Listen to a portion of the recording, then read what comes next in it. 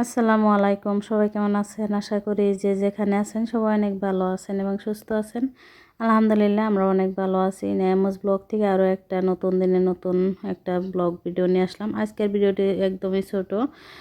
ভিডিওর প্রথমে আপনাদেরকে একটা অনুরোধ, একটা লাইক দিয়ে পুরো ভিডিওটির সাথে থাকবেন। অনেকটা ছোট আমার ভিডিওটি, আজকের ভিডিওটি, আহ, আহ, যার জন্য আর কি আপনাদেরকে বলছি যে পুরো ভিডিওটির সাথে থাকবেন।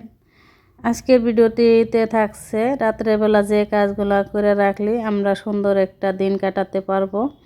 তো এই তো রান্না বান্না শেষ করে তারপরে রান্নাঘরের কাজ গোছাই নিতেছি, যেহেতু অনেক দিন ধরে আর কি ফ্রিজটা পরিষ্কার করতে চাইতেছিলাম, দিনেই করবার চাইছি, কিন্তু দিনের বেলা সময় হয় না, যেহেতু ছোট দিন, ছোট বাচ্চা নিয়ে তারপরে অনেক কাজ থাকে সংসারে। যারা আমরা গ্রামে থাকি তাদের তো কাজ একটু বেশিই থাকে, তো যার জন্য আর কি সময় পাইতেছিলাম না।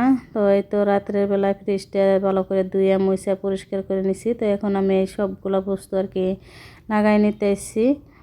তো আসলে তো দিনে এই কাজগুলো করে রাত্রে করে রাখলে আর কি দিনের অনেকটা সুবিধা হয়। দিনের বেলা কিন্তু আমাদের এই কাজগুলো করতে হয় না, অনেকটা কিন্তু সময় লাগে দিনে বা রাত্রে অনেকটা সময় লাগে ফ্রিজটা পরিষ্কার করে নিতেও, যার জন্য আর কি রাত্রে আজকে করে রাখতেছি।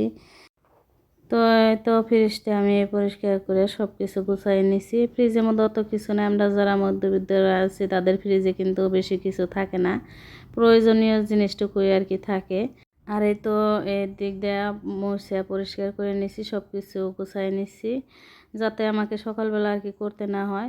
সকালবেলা তো ঘুম থেকে উঠে আর কি রান্নাঘরে আসতে হয়, রান্না বান্না করার জন্য সবাই খাওয়া দাওয়া করে আর কি জায়গা সবার জন্য রান্না করতে হয়।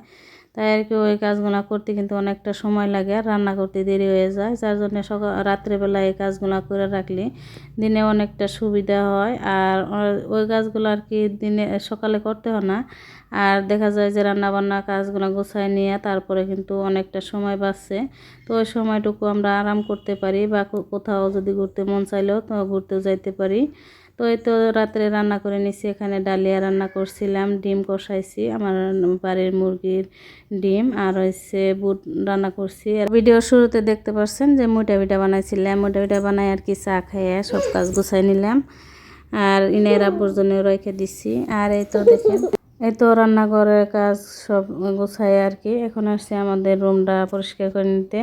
তো এখানে ইনায় অনেক খেলাধুলা করলো, তো খাইয়া দিয়ে দেখেন কি অবস্থা করছে ঘরের আর কি, বিস্কিট খাইছে, সব কিছু ফালাই একদম করে ফেলছে। তো আমি এই তো ঘরটা গুছাই সব কিছু গুছাই মুছে তারপরে এই তো রুমটা ঝাড়ু দিয়ে নিতেছি। ওই সময় আর কি ইনায়ের আব্বু আসছে বাড়িতে, তো অনেক কিছু ইনায়ের জন্য নিয়ে আসছে। ইনাও আর কি আর বাপ আসার সাথে সাথে আর কি অনেক খুশি আর অনেক গল্প করতেছে দুই বাপ বেটি মিলে আর কি। যারা যারা এই পর্যন্ত ভিডিওটির সাথে আছেন তাদেরকে অসংখ্য ধন্যবাদ। লাইক দিতে ভুলে গেলে প্লিজ একটা লাইক দিবেন। আর সবাই ভালো থাকবেন, সুস্থ থাকবেন। আল্লাহ হাফিজ।